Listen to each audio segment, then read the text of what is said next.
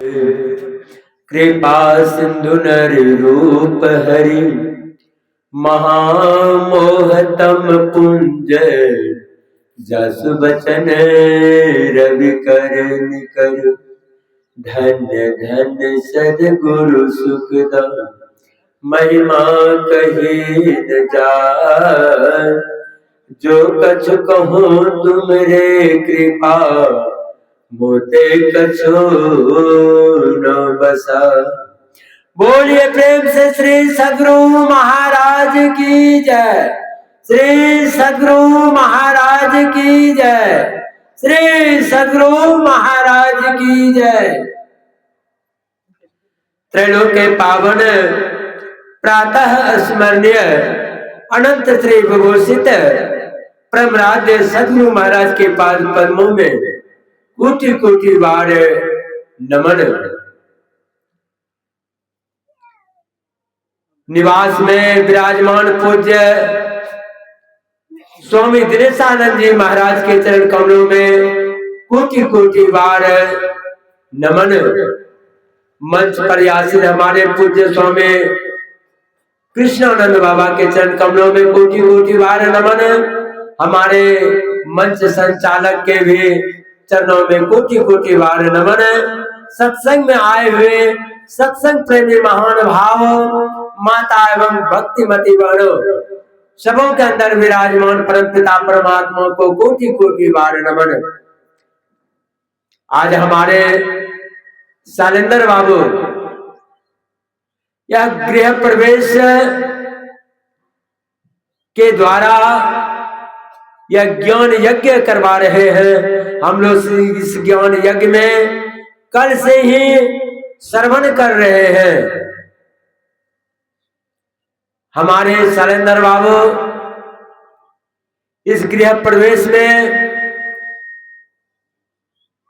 बहुत तन से मन से धन से बहुत मदद करते हुए ये बहुत बड़ा ज्ञान यज्ञ हो रहा है।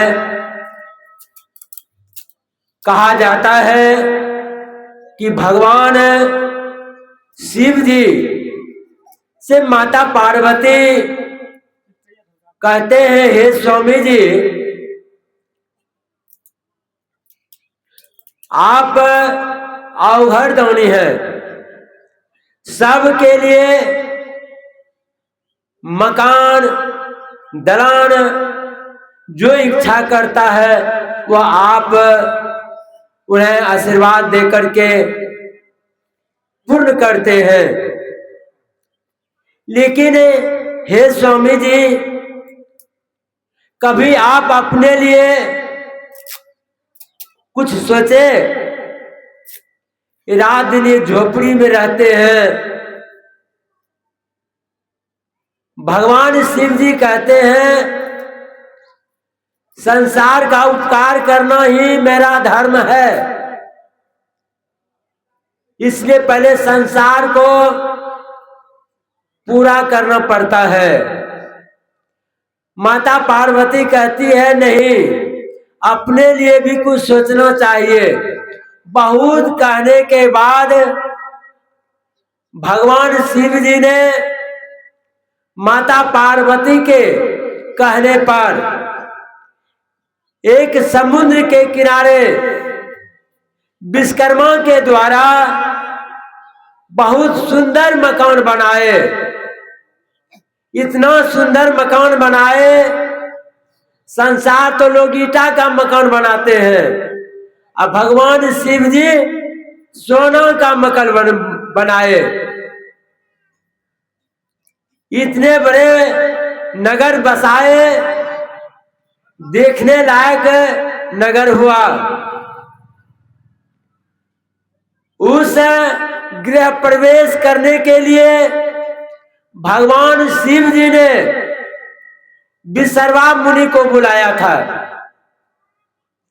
विश्रवा मुनि आकर के उस घर का उद्घाटन किया था। विश्रवा मुनि जब आने लगे तो अपना पुत्र छोटा था उस समय, रावण को साथ में लेते आया, हाथ पकड़ करके लेते आया। जब वह सुंदर मकान को देखा, सोने का नगर, बड़ा हर्षित हो गया। वह छोटा बच्चा था तो छोटा, लेकिन उसका काम बहुत बड़ा था। नाम था रावण।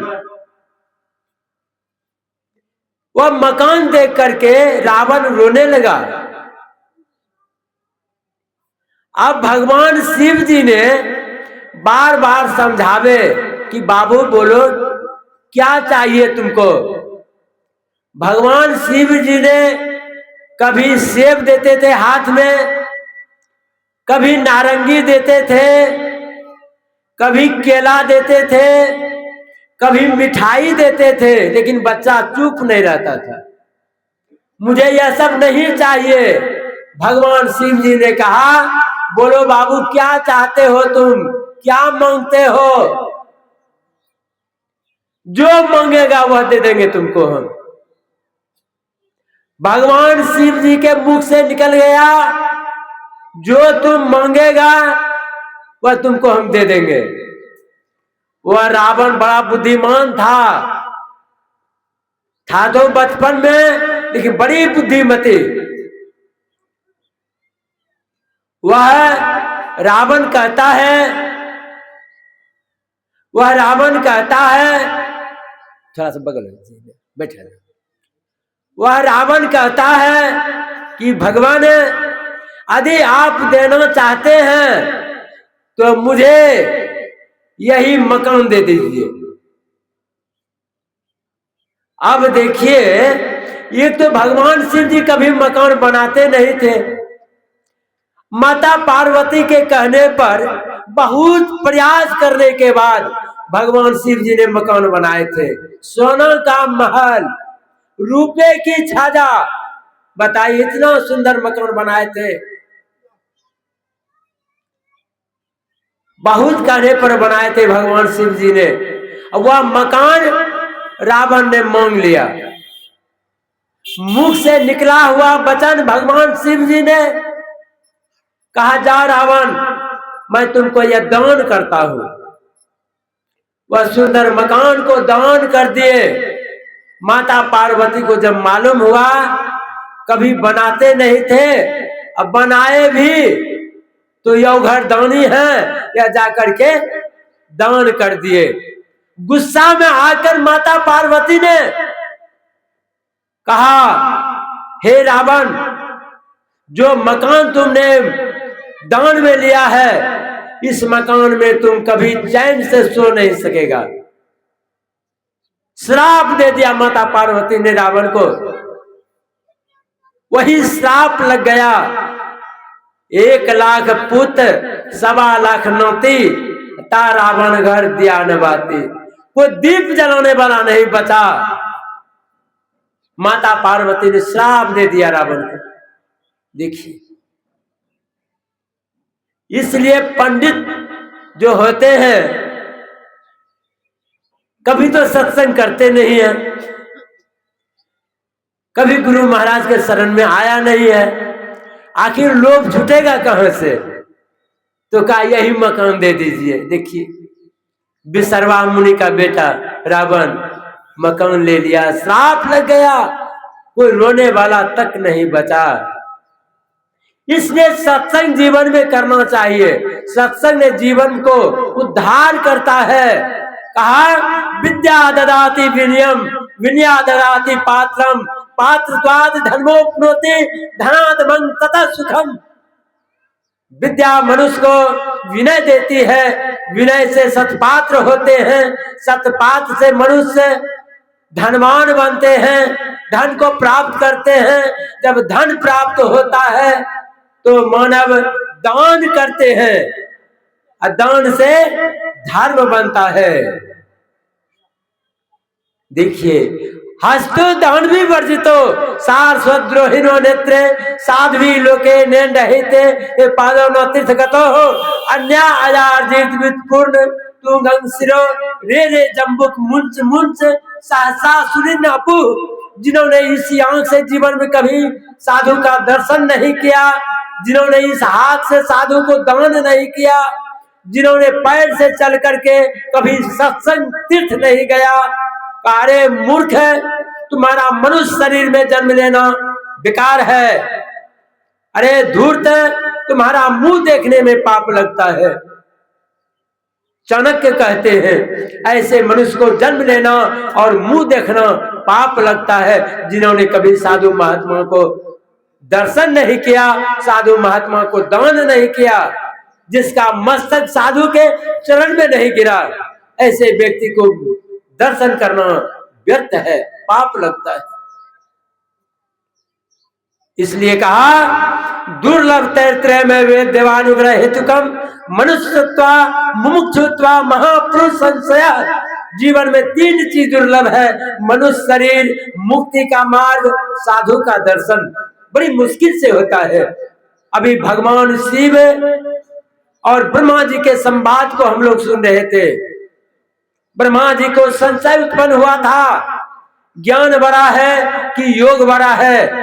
ब्रह्मा जी ने भगवान शिव से कहा, हे भगवान, मेरे अंदर संशय उत्पन्न हुआ है, यह संशय को दूर करने के लिए मुझे कुछ ज्ञान की बातें कहिए, योग बड़ा है कि ज्ञान बड़ा है। भगवान शिव जी ने क्या कहा, योग हिनं कथं ज्ञानं मोक्षदं भवति भवः, योगो यपि ज्ञान हिनस्तु न क्षमो मोक्ष कर्मणि तस्माद् ज्ञानं च योगं च मुमुक्षु निर्मभ्यसेत्। योग के बिना ज्ञान नहीं होता है और ज्ञान के बिना योग नहीं होता है, इसलिए मुमुक्षु को योग और ज्ञान दोनों करना चाहिए। योग का अर्थ होता है मिलाप करना, बिछड़ा हुआ को मिलाना। अज्ञान का अर्थ होता है जोड़ना। ज्ञान का अर्थ होता है कि जानना, किससे जोड़ना है। पहले आपको जानकारी होगा तब तो जोड़ेंगे, बिना गुरु से जानेंगे नहीं जानेंगे। इसलिए योग का अर्थ होता है मिलाप करना, ज्ञान का अर्थ होता है जो जानना। जब तक हम जानेंगे नहीं तो हम जोड़ेंगे किससे। ये जीवात्मा परमात्मा का अंश है, यह जीवात्मा परमात्मा का अंश है। परमात्मा से जीवात्मा बिछुड़ गया है, उससे मिलाना है। इसलिए गुरु की बड़ी आवश्यकता है। जब तक हम गुरु नहीं करेंगे उससे नहीं मिला सकेंगे। रामकृष्ण परमहंस जी महाराज के धर्म पत्नी शारदा देवी एक दिन में सखी सहेली के साथ घूम रहे थे। सखी सहेली ने कहा, हे माता शारदा, तुम रामकृष्ण के द्वारा कभी मां नहीं बनेगी जैसा मुझे लगता है। शारदा देवी को बड़ी चोट लगा हृदय में। शारदा देवी ने भगवान रामकृष्ण परमहंस जी महाराज के शरण में जाकर के आधी रात को हाथ पैर दबाती है और कहती है, पतिदेव, संसार मुझे कहती है कि रामकृष्ण परमहंस जी महाराज के द्वारा तुम कभी मां नहीं बनेगी। क्या सही कहती है गांव के लोग? रामकृष्ण परमहंस जी महाराज कहते हैं, हे देवी, तुम 2, 4, 5 बच्चा का मां बनना चाहती है कि संसार का मां बनना चाहती है? कहा संसार के मां बनना चाहती हूँ। कहा जो योग मैं करता हूँ या योग तुम भी करो, 2, 4 बच्चे का मां कौन पूछे, संसार की मां कहलाएगी। देखिए आज माता शारदा कहलाती है, इसी का नाम है योग। इसलिए योग की बड़ी आवश्यकता है, योग और ज्ञान की बड़ी जरूरत है। इसलिए जीवन में पहले ज्ञान और योग करना चाहिए। एक अंग्रेज घूम रहा था नदी किनारे में, एक महात्मा जी घूम रहे थे। तब तक में देखा एक लहास भसते हुए आ रहा था। लहास जो भसते हुए आ रहा था, बूढ़ा महात्मा लहास को खींच करके अपने पास ले आया और उससे जैसे अपने पास लाया, लहास जीवित हो गया और महात्मा जी खत्म हो गया। अब वो अंग्रेज आकर पूछता है, महात्मा जी ये गायब हो गया, आप भसते हुए जा रहे थे, आप कौन हैं?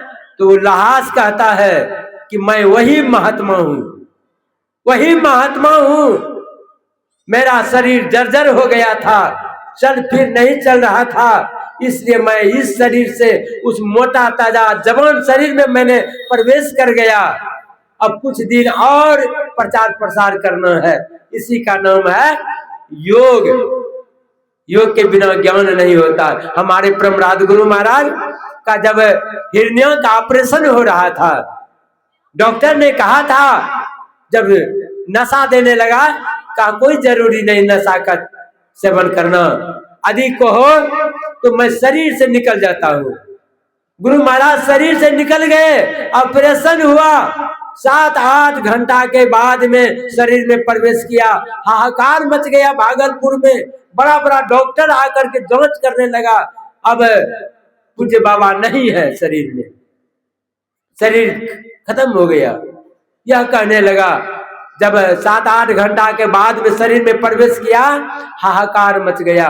कहा गुरुदेव कहाँ गए? कहा मैं तो कह करके गया था ना, मैं शरीर से निकल रहा हूँ। यह कला क्या है? यही कला है योग। जो ज्ञान और योग दोनों का अभ्यास करता है, उसके अंदर ये सा योग होता है। इसलिए आगे पंक्ति में सुने, देहावसान समय चित्ते अद्विभावे तत्देव भवे जीव इत्थिव जन्म कारणम। देह त्याग के समय में चित्त में जो जो जीव भावना करता है, यही जन्म का कारण हो जाता है। 84 लाख जोड़ी जो तैयार हुआ है, कैसे? मरने के समय में जो जो इच्छा आपका करता है, उसी में जन्म हो जाता है। इसलिए मरने के समय में एक परमात्मा पर ध्यान रहना चाहिए। भगवान कृष्ण अर्जुन को कहते हैं, हे अर्जुन, प्राण काले मनसा चलेन भक्त्या युक्तो योग बलेन चेव भ्रूरो मध्य प्रणमावेश स्वतु परम पुरुष मुपैति दिव्यम। हे अर्जुन, जब साधक दोनों दृष्टि के धारा को शरीर त्याग के समय में भ्रिकुटी के बीच में जोड़ता है और मेरा ध्यान करता है, हे अर्जुन, मेरा यह दिव्य शरीर को प्राप्त करता है। इसलिए कहा, पिंड पाते या मुक्त सह मुक्तिर्न तुम मन्नते देहे प्रमत्त मयाते जलाना सौंदर्य था अनन्यता यदा याति तदा मुक्त सह उच्यते। मरने पर जो मुक्ति होती है वह मुक्ति नहीं है। अरे मुक्ति तो उसको कहते हैं जब जीवित अवस्था में जीव ब्रह्मत्व को प्राप्त कर लेता है। साधारण है मुक्ति पाना। मर जाता है आदमी तो कहता है कि स्वर्ग चला गया, देखे स्वर्ग गया नहीं। अरे जीवित अवस्था में परमात्मा को प्राप्त कर लो। एक बुढ़िया कभी भगवान के नाम नहीं जपने रहे, जब बुढ़िया मरे लगले न तो बेटा कहे गे माँ राम राम कही न, कहे धान पानी में सड़े ओकरा जो ऊपर कर जते वर्षा भेल कहे सब होते कम कम से कम राम राम कही न। बुढ़िया मुँह से राम राम कभी कर नहीं रे, कहाँ से करती है राम राम। अंत में बेटा ने सोचल के वैसे माँ हमरो राम राम नहीं कहते, शरीर छुटी जेते, नर्क में चलो जेते। रमा नाम के आदमी हल जोते रहे, कहे रे रमा चल माँ हमरो तब नहीं बचते, कम से कम तो खड़ा रही है ये यंगना में। यदि एक बारी कही देते न कि रमा छिके तो मरतो माँ के हमरो मुक्ति मिली जेते। बेचारा रमा भोर खड़ा करी के अले, कहे गे माँ चिन्ह के छिके? कहे हाँ के छिकेगा? कहे परमिलिया के बाप नहीं छिके? परमिलिया के बाप कही बुढ़िया साहब। कहने का तात्पर्य है जो जीवन में कभी परमात्मा का नाम नहीं लिया है, मरने के समय में उसके मुख से कभी भगवान का नाम नहीं आएगा। इसलिए गुरु महाराज ने जो नाम दिया है जपने के लिए, रात दिन इकट्ठा जब करेंगे तभी आपके मुख से शरीर त्याग के समय में भगवान का नाम आएगा, वैसे कभी नहीं आ सकता है। और जब नाम आएगा तब भगवान कृष्ण ने कहा, प्राण काले मनसा चलन भक्त्या युक्तो योग बलेन से भ्रूरो मध्य परमावेश स्वतु परम पुरुष मुपैति दिव्यम। हे अर्जुन, जो शरीर त्याग के समय में दृष्टि को धारा को भ्रिकुटी के बीच में लगा करके मेरा ध्यान करता है, हे अर्जुन मेरा दिव्य शरीर को प्राप्त करता है। देखिए, जीवन को बनाने के लिए रात दिन इकट्ठा करना पड़ेगा। जब इकट्ठा होगा तब कहते हैं जब नाम प्रगट भया हुआ पाप का नाश, जैसे जिंदगी आग के परे पुरानी घास, जैसे आग का लुत्ती सूखा हुआ घास पर गिरता है, जल करके राख हो जाता है, उसी तरह जिस दिन नाम प्रकट हो गया कई जन्मों का किया हुआ जो पाप है क्षय हो जाएगा, एक भी पाप नहीं रहेगा। मुहूर्त मपी योग से ना सागरे मनसा साह सर्व धरती पापा नाम तस् जन्म सदारितम, जो मुहूर्त भर भी ना सागर में मन को रोक ठहराता है, सैकड़ों जन्मों का क्या हुआ जो पाप है क्षय हो जाता है। मेरा समय बहुत मैंने आपसे ले लिया, पूज्य बाबा हैं उनसे हम लोग सुनेंगे। बोलिए प्रेम से श्री सद्गुरु महाराज की जय।